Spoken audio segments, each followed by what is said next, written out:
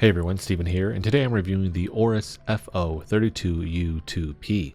This monitor is right up my alley as I prefer 32-inch monitors, and it has all the specs you'd want with this size.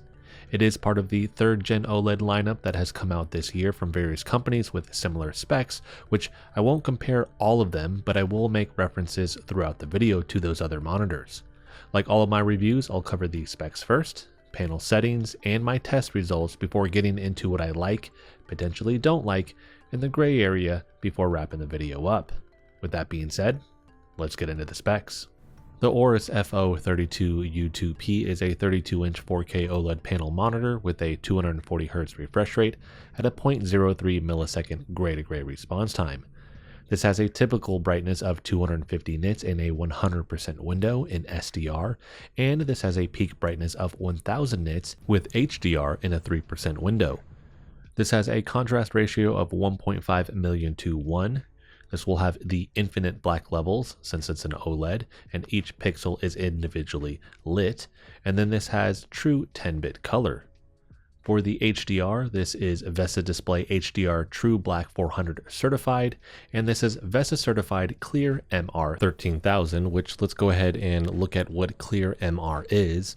So this is a newer certification from VESA. Here it says current methods such as motion picture response time fail to reflect the true nature of blur because a solely time-based metric cannot account for a number of image enhancement and blur mitigation techniques such as excessive overshoot and undershoot, which can create artifacts and distortions that negatively impact image quality. VESA's Clear MR standard and logo program limits the use of these enhancement techniques during testing, enabling consumers to make a fair comparison of motion blur quality across VESA certified Clear MR display products. Which this range here is actually the older range. They had to create a new range for these new OLEDs, but basically what this means is that it's defined as a range. In this instance, they're talking about Clear MR 7000, for example. It would be defined as a CMR range of 65 to 75 times more clear pixels than blurry pixels. So this is their old outline of what the numbers mean. You would add to this all the way up to 13,000, and with that, you're going to essentially have 125 to 130 times more clear pixels than blurry pixels. So this is like top of the line when it comes to this certification. For ports, this has 2 HDMI 2.1, 1 DP 2.1 port, and that's going to have the UHBR20. And so with that, it's just that ultra high bandwidth. So this has 80 gigabytes of bandwidth for uncompressed 4K 240Hz or 8K 60Hz. Then you have a regular DP 1.4, you have one mini DP 2.1, and one USB Type-C that can be used as a video input or an upstream port for your KVM switch that this has, and this will actually deliver 65 watts of power. You also have 2 USB 3.2 downstream ports, 1 USB 3.2 upstream port, and then you have a headphone jack and a microphone input. Here for the headphone jack, this is actually ESS Saber Hi-Fi, so if you have a headphone that can actually take advantage of that, you will get better audio quality out of the headphone jack that this has. You can also daisy chain multiple monitors together if you want, which I haven't seen that feature on any of the other monitors I've reviewed, which I'm not quite sure what the practical application for that would be for the average user. I'm not talking about like a company setting up multiple monitors where they're trying to display something or give a presentation or anything like that. I'm just talking about the regular user of this. If you do know, let me know in the comment section. But after that, you have 2 5-watt speakers and then 4 sound modes. I'm going to do a sound test for those in a little bit, but I'm not going to do the volume test I normally do. It's just going to showcase the difference in the 4 modes that this has. For physical adjustments, this can raise and lower 130 millimeters. This can swivel to the left and the right 20 degrees. This can tilt 5 degrees forwards and 20 degrees backwards. And then this can pivot to one side 90 degrees. This is also VESA compatible with a 100mm by 100mm pattern if you wanted to mount this.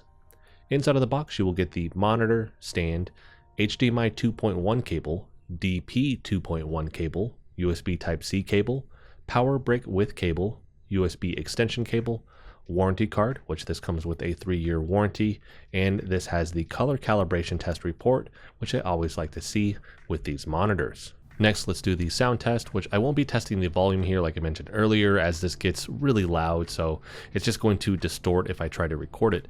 Instead, I'm actually going to test the 4 different kind of sound profiles that you can use with the monitor. I have the camera roughly 3 to 4 feet away from the monitor, and for this I'm going to have it labeled, but you have standard, gaming, FPS, and movie.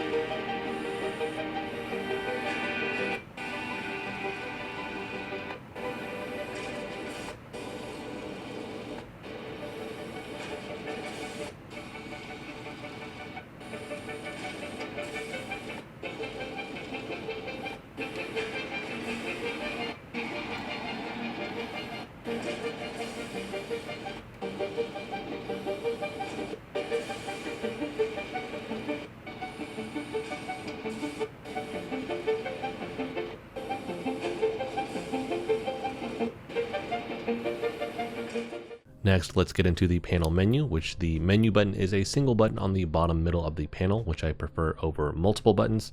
Clicking this in once, you will see the quick access menu with settings at the top, OLED Care on the left, power off on the bottom, and game assist to the right. We do have a subtle new redesign to the menu here, which I think looks really sharp. But to the left and right of this main menu button, you actually have a single button on either side.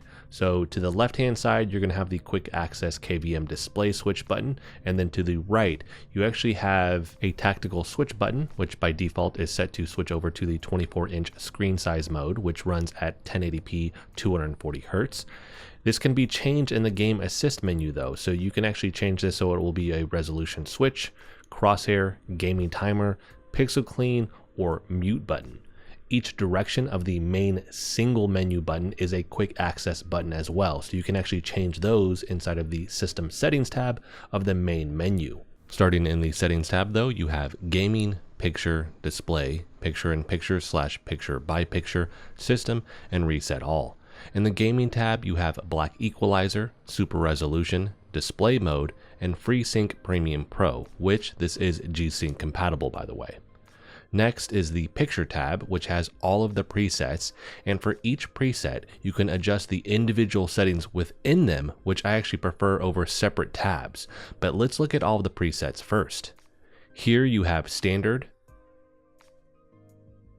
FPS, MOBA, RPG, racing, movie, reader, sRGB, custom, and eco. For the settings that you can adjust for each of these presets, you have brightness, contrast, 6-axis color, color vibrance, sharpness, gamma, color temperature, color space, and reset picture. For standard and sRGB, you can only adjust the brightness, and I haven't been able to figure out how you enable 6-axis color in any of these presets, which usually may be dependent on another preset inside of a different menu, but I just can't figure out how to get this enabled here. For color temperature though, you have cool, natural, normal, warm, and user defined, which with user defined you can adjust the RGB colors. For color space, you have native, Adobe, and DCI-P3. If you enable HDR in Windows, this picture tab will shift over to the HDR settings. The presets here, you have 5 of them. We have HDR first. If you notice though, you can't adjust anything with this, but the other 4 you can. And so after that, you have HDR Game, HDR Movie,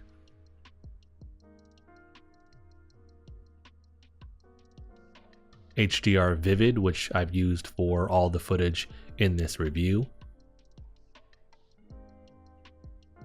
and then HDR Peak 1000. With all of these settings, or the one outside of just the regular HDR, you can adjust brightness, contrast, light enhance, color enhance, dark enhance, and then you can reset the picture. So I'm actually going to just showcase a little bit of what this looks like as you're adjusting these settings here. So with the contrast, we can crank that all the way up and down. Most of these are set to 100% for the brightness by default, but then after that, we're going to have the light enhance. And so you'll notice that you have the multiple levels that you can step this up. Then you're going to have the color enhance with this, and it's going to be the same thing with kind of cranking up those levels. You get about 3 or 4 here. And then after that, we have the dark enhance. This is either on or off. And then again, you have just the reset picture. Next, you have the display tab, which has input, KVM, display chain, RGB range, and apply picture mode. For KVM, you have KVM switch, which allows you to enable this just like the button on the left side of the physical menu button. Then you have KVM wizard, which lets you change the KVM switch input from USB-B to USB-C. Last here, you would have reset. Next, you have the picture-in-picture and picture-by-picture tab. For picture-in-picture, you have source, picture-in-picture size, location, display switch, and audio switch. Display and audio switch just swaps out which source is being used as the main display or audio source. For size, you have small, medium, and large, and location changes this to any of the 4 corners on the monitor. For picture by picture, you can swap out the display and audio sources just like picture in picture, and then you have source and mode. Next, you have the system tab, which has language, audio, audio mode, OSD settings, quick switch, and other settings. Quick switch lets you change the quick access inputs on the menu button to any of the following: black equalizer, volume, audio mode, input, contrast, brightness, and picture mode. For the other settings, you have resolution notice, input auto switch, auto power off, LED indicator, RGB LED, which has 3 modes for the light bar on the back of the monitor, Type-C compatibility, HDMI version, DP version, USB 3.2 support, HDMI CEC, and USB A/C charge. Shifting now over to OLED Care, when you bring up this menu, you have 2 different tabs. You have status and then settings.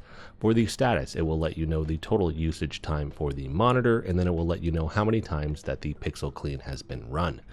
For the settings here, you have 6 different settings that you can adjust. These are automatically configured when you get the monitor, but you can adjust these to your liking. Here you have pixel clean, static control, pixel shift, APL stabilize, sublogo dim, and corner dim. For pixel clean, automatic protection for potential burn-in issues after 4 hours of accumulated usage, and can also be manually initiated. If pixel clean is interrupted, it will resume automatically when not in use. After that, you have static control. The monitor automatically detects if the current display is completely still for 100 seconds. If so, the brightness will gradually lower by 80% for burn-in protection until further actions are made. Then you have pixel shift. The monitor will automatically shift the entire display around 1 to 2 pixels once every 2 minutes. By shifting the display around, potential burn-in issues are significantly reduced while the changes are unnoticeable and do not affect usage. APL stabilize adjusts and stabilizes the brightness of the display for panel protection. This feature automatically detects specific areas with a high density of whites and adjusts peak brightness based on the select profile. So here you have low, mid, high, and that I believe is the amount that it will reduce the higher white brightness levels if you choose the 3 various settings. So if you put this on low, it will reduce that high brightness by 250 nits. If we go to mid, it'll do it by 450 nits. And then if you choose high, it will do it by 1000 nits. After that, you have sub logo dim. Lower brightness automatically by 10 to 20% of areas detected with fixed images like taskbars or logos for burn-in protection. Low will be a 10% brightness decrease. High will be a 20% brightness decrease. And then last, you have corner dim. Lower brightness in the 4 corners of the display for burn-in protection. This feature runs automatically in the corners and does not affect usage. What I like about this OLED Care is that you can customize all of these settings to your liking, with the intent here to be to prevent obviously any burn-in, but you also are covered by the 3-year warranty that this has on top of this. So you should be able to use this worry-free for years to come. Shifting over now to the results of the on-screen response time testing tool that I use to test out my monitors. Here, this kind of falls in line with the other OLEDs that I've run this test with. This thing is incredibly fast. I'm not getting the 0.03 millisecond response time here. When I talk about the results with this though, one of the things I like to point out is these companies are most likely using far superior testing equipment than I have access to. So with this, it's not that I don't think that this testing equipment is good, but I'm also assuming because it's this massive company, they just have access to testing equipment that I can't actually get my hands on. What I am finding with this though, the average complete time is 1.22 milliseconds. So I'm not getting the 0.03 like I said. I'm getting fast in the middle here, but then once we go towards that white, it's where it's slowing down a little bit. One of the things that I'm keeping in mind with these results is the fact that I can't turn off the APL. You can go low, medium, and high, and with this, I actually have it on low, but I can't 100% turn it off. And because of that, that does impact the results that I will get out of this testing equipment, because it's checking that transition going from various gradients of gray all the way up to pure white. So you're going from black to grays to white, and how quick are those transitions, and then it's giving me the results that I have here. So when we look at perceived response time here, you can see once it gets towards white, it's not as fast, and I think that's partly to do because of the APL that this has with it. When we look at RGB overshoot though, just 0. We don't really have any here, meaning you're not going to get any inverse ghosting with this. And then visual response rating, it's taking all the data points here and then it's grading it on a scale, and this is going to be right up there with all the other OLEDs that I've tested. So the best time here was 0.6 milliseconds, worst was 2.6. This is where we get somewhat of an average between those two, with the 1.22 to a degree. The 02550, when you see that in red, that is going from black to white to black. That transition there took 4.6 milliseconds. And as I mentioned earlier, I think that really has more to do with the APL here than what I would visually see on screen. When you go over to like a UFO test, for instance, you see 0 ghosting, and you see 0 inverse ghosting as well. Matter of fact, you don't see black trailing. You just don't see any of those artifacting effects that you may find that you see on a VA panel or an IPS panel that is slower. So here we're getting the same top performance that I have found on all the other OLEDs that I've run the same test on. Shifting over now to the results from the SpiderX color calibration tool. Here I'm looking at color gamut specifically and then adding to the information that they have for the specs. Because if you remember, in regards to this, they're saying this covers 99% of the DCI-P3 color saturation, but I'm going to define the differences between all of these here in a second. For my test though, we just want to look at what are the results from the 3 different modes that they have in terms of color space, which is how they outline these modes inside of the panel menu. But here we have native Adobe DCI-P3 for native. In terms of the color gamuts that this covers, 100% sRGB, which in fact all of these cover 100% of the sRGB across the board. But then after that, 95% of the Adobe RGB, 98% of the DCI-P3, and then 93% of the NTSC. For the Adobe color space, we have 100% of the sRGB, then 94% of the Adobe RGB, which is 1% less than native. I find that interesting. 89% of the DCI-P3, and then 89% of the NTSC. And then we have the DCI-P3 color space, 100% of the sRGB, 88% of the Adobe RGB, 98% of the DCI-P3, and then 86% of the NTSC. So out of the 3 different color space modes that they have, native is the best in regards to color gamut. Again, they're claiming that this has 99% of the DCI-P3 color saturation, but now I'm throwing out color gamut, we're looking at color space, and we're looking at color saturation. What does all of this mean? Let's go ahead and define that.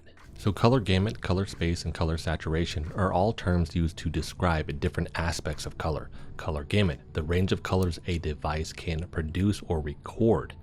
Color space, a mathematical model that defines how colors are represented in terms of numbers. Color saturation, the intensity and purity of a color. Color gamut and color space are used together to ensure color consistency and accuracy between devices and applications. Color saturation is one of the 3 primary ways color is evaluated, along with hue and value. So here you see these terms kind of interchangeably used, but I think that mainly just ends up being something that confuses consumers. So here I'm giving color gamut, the range of colors a device can produce or record. They're talking about color saturation with their percentage for the DCI-P3. Sometimes I think they use them interchangeably and they're not 100% accurate in that. They may actually mean it's just like a typo for them. They may mean color space or color gamut. But here for the color saturation, it does say that it can give the values from 0 to 100% for that. So here I do think it's accurate. Again, I'm just giving more information in regards to color gamut on top of the color saturation that they give. So now that I've covered these specs in panel settings and my test results, let's get into what I like about this monitor. And I'll start off here by saying this has all the things that I want in a monitor. I love 32-inch monitors over 27-inch, but that's a preference thing. So if you're looking into getting this monitor, I'm assuming it's a preference for you as well. The extra real estate is really taken advantage of here with the 4K resolution, and then add on top of that the incredible vibrant OLED panel and the ultra fast response time, and you just have an amazing monitor. In fact, I really don't have anything negative that I've found with this monitor, just to get that out of the way. I do have some gray area things that I'll talk about in a little bit, but even those are pretty minor. As an overall package here, I think this is one of my favorite monitors this year. Now, I love ultra wides, super ultra wides, and the insanely fast 240Hz to 480Hz monitors I've been fortunate to review this year, but this is more my speed and style. The performance here is going to matter most, along with picture quality, and this delivers on both, which is partly to be expected with this being a 3rd gen OLED panel. Now, I'll be showcasing various gameplay footage with the game listed and what mode it's in to hopefully give you an idea of how this performs and looks, but keep in mind it's going to look and perform even better in person. Across the board, I haven't seen any issues with the panel, and the amount of customization they give you here is top notch. I like the layout of the menu, and more specifically how to navigate the picture settings, along with the ability to actually customize HDR. Which, speaking of HDR, we get true 10-bit color here along with 5 HDR presets. 4 of those are customizable. This gives console players more control over HDR since you can't adjust the picture settings with HDR to the degree that you can on a PC. More specifically, what I mean by that is if there aren't any adjustments in the panel that I can make to the HDR settings, I can go in the NVIDIA control panel and do a lot of adjustments there so that I can tinker around with HDR and get it to my liking. I also end up getting more settings typically in a game over HDR than I do with a console. That isn't every single game, that's more just a general statement. But when we look at consoles, you have some adjustments that you can make via the console settings, but it won't nearly be as much as you get on a PC with that NVIDIA or AMD control panel. So when a company gives you a lot of adjustments that you can make to the HDR inside of the panel menu itself, I think that's just the better route to go. I like the product more because for console players specifically, you just have more customization that you won't get with a lot of other monitors that don't have that option. With the HDR here, across the board, it looks and performs amazing, and the ability to actually use HDR 1000 if you want to is really awesome. Keep in mind it will be the 1000 nits in that 3% window, which I don't have any equipment to actually test whether or not this is hitting that true 1000 nits in that 3% window for that mode. But visually speaking, I like the Vivid HDR mode the most, which is mainly what I've been using for all of the HDR footage that you see in this review. Next, they give you all of the extras here, where the other monitors that I've reviewed in the same price range with these 3rd gen OLED panels, they don't do that. They kind of give you certain ones, but you don't get all of them. And for the extras here, I'm talking about speakers, extra USB ports, KVM switch, lighting, USB port with 65 watts of charging, and all of the mechanical adjustments. Now, most monitors will have some or a lot of these, but so far, this is the first one I reviewed with these OLEDs that actually has all of them. So you don't have to base your decision with this monitor around extras that you might need, like extra USB ports, for example. With that being said, your choice may boil down to personal preferences, such as having a curve or not, the molding, the customization features in the menu, or the price. The Alienware AW32U2P I reviewed earlier this year, for example, has the same panel, but in terms of features, that one does not have speakers and it's a curved monitor. Keep in mind that all of the 3rd gen OLED panels will perform and look great, so you don't have to worry about that. It's going to come down to the features you want, like I mentioned, and other factors like the aesthetics of the molding, and the big one, cost, which I'm going to come back around to that in a little bit.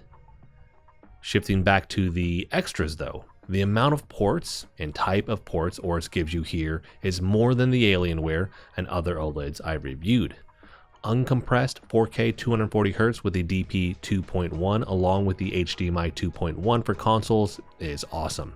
You also get the extra USB ports and the USB Type-C port having the higher charging along with the ability to be used as a video input is great for anyone with a laptop or a handheld. You can also use the mini display port if you want, which this is only like the 2nd or 3rd monitor I've reviewed that has had that. Which, speaking of these ports, the last thing I want to talk about is using this with consoles, which has been great. You get the 4K 120Hz with HDR with no compromising here. The only thing that you won't get that I've seen would be on the Xbox Series X. You're not going to get Dolby Vision, which that's a proprietary version of HDR. So they would have to pay for that. So not knocking them for trying to get that. I've only used a couple monitors that actually have that, and if I remember correctly, the Alienware one that I talked about earlier actually did have that, so maybe that's something you would want to get that if you needed that specifically.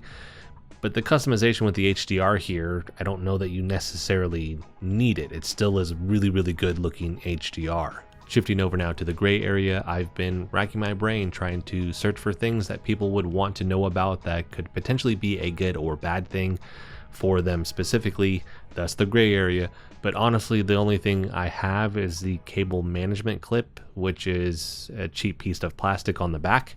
Now, it works, don't get me wrong, but considering the amount of ports this thing has, this won't hold all of the cables that would be associated with that, and it feels like it's going to break at some point. I think a better solution could have been used here considering the price, and it seems more like an afterthought than a true solution.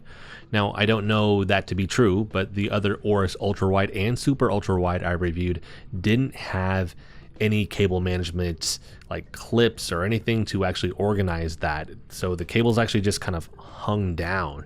And I actually said in those videos that it was a negative thing because of how bad it looked, and although this is better in terms of a solution than having nothing at all, it just feels like it's gonna break since it's just this piece of plastic. With that being said, this is in no way a deal breaker. The thing works, just be careful when you're using it and getting it set up. And so that's actually going to be the gray area. That was it. That's all I could really find with this. Next, I do want to cover any loose ends people might have questions on, starting with text clarity, which is really good because of the 4K resolution and the new subpixel layout. The new layout is supposed to help reduce text fringing, and just coming off of a 2nd gen OLED panel review I did before getting into this monitor, I would say that this has paid off, because the 2nd gens have the old subpixel layout, which was more prone to text fringing. So I would say that it has paid off here. So if you deal in a lot of text-based programs, this thing will be great for that. I could only think of one other thing people might ask about, and it's because the previous OLED I just reviewed had this mode and this monitor does not. There is no extreme low motion blur mode on this, which naturally for OLEDs people might ask, who cares? But you can run into issues sometimes as you drop the hertz down to say 120 or 60 hertz. Here I haven't noticed that issue at all when I'm just running like a UFO test, but beyond that I haven't extensively tested out the response times at those lower refresh rates due to time limitations. Visually though, you will get an increase in ghosting as you go from a higher refresh rate down to a lower one, but if I were to compare this to a VA panel monitor, for example, it would beat that out with clarity on the lower refresh rates because of how fast the pixel response time is on an OLED. The last thing I want to talk about here is the price. This retails for $1,299, $1,300, which is at the higher end of the Gen 3 32-inch OLED panels that have launched this year. The interesting thing here though is there is the FO32U2 version you can get for $1,099, so $1,100, which is almost identical outside of some port differences. Now, I haven't seen that monitor in person, but on paper, the only thing I could find different between the two is the FO32U2 doesn't have the mini display port, and it only has one regular display port, which is version 1.4 and not version 2.1. That's it. So based on the needs of those ports or not, you can make your decision and potentially save some money. So that's going to wrap this video up, and although I haven't reviewed every OLED that has come out this year, out of the 5 or 6 that I have reviewed, this one is my top choice hands down. This just checks every box in a monitor that I'm looking for, and it's one I could see myself using for years to come. I'll have a link for this and the other version if you want to pick one of them up in the description, and if you have any questions about this, let me know in the comment section. Thank you guys so much for watching. If you liked the video, hit the like button for me as it helps the channel out. If you want to continue to follow along with all my content, hit the subscribe button for me. And as always, thanks so much for watching, and I'll see you in the next video.